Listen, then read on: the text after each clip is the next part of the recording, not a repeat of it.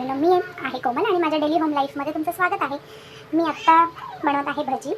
माझ्या मुलाची फरमाईश होती की मम्मा भजी बनव आणि मला हे मी म्हटलं भजी बनवताना तुमच्यासोबत जरा गप्पा मारू.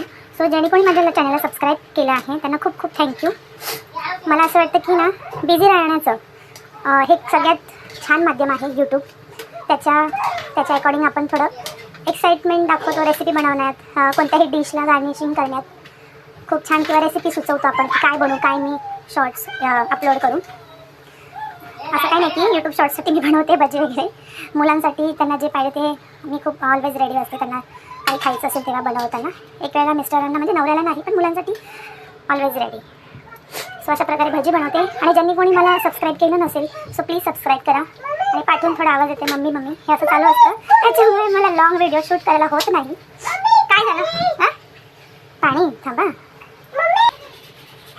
मी थोडं ट्राय करते लॉंग व्हिडिओ बनवायचं पण मला एवढा वेळ नसतो. आणि फर्स्ट ऑफ ऑल हे म्हणजे की ह्या व्हिडिओज बनवायला खूप एफर्ट्स आहे. एडिटिंग वगैरे खूप करावं लागतं, व्हॉइस ओव्हर कधी कधी करावा लागतो.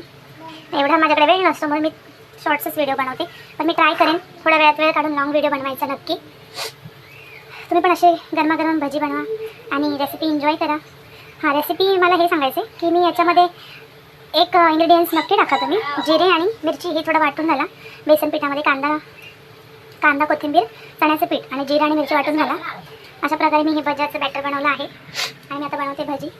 भजी बनवायचं कारण असं की मी आज सिंपल जेवण बनवले, डाळ भात असंच, मग तोंडी लावायसाठी जरा भजी. Thank you, bye bye. Subscribe my channel.